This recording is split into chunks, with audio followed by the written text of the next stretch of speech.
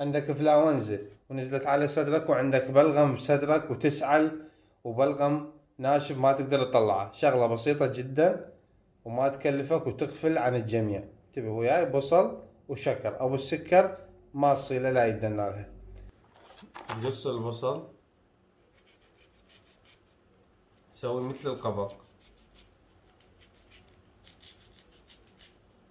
هاي الطريقة تقص البصل يصير عندك شلون القبق، تحفر داخل البصل.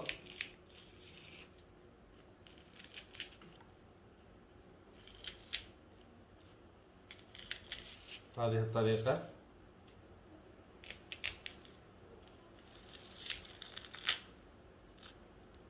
طالما حفرنا البصل تخلي السمك تقريبا يعني بيه سمك مو كلش، وتغمج بيه.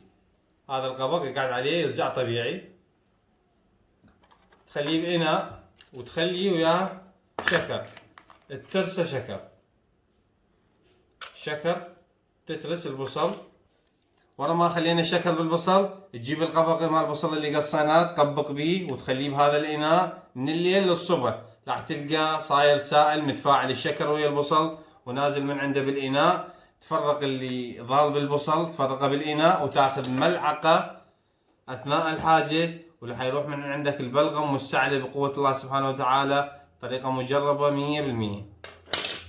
وهسه رجعنا وياكم اليوم الثاني، راح نفتح البصل ونشوف شنو ببطنه. شاهد تغير من شكر إلى سائل ثخين، سائل ثخين. هذا تشرب من عنده ملعقة باليوم حسب الحاجة. تحياتي والشفاء للجميع إن شاء الله.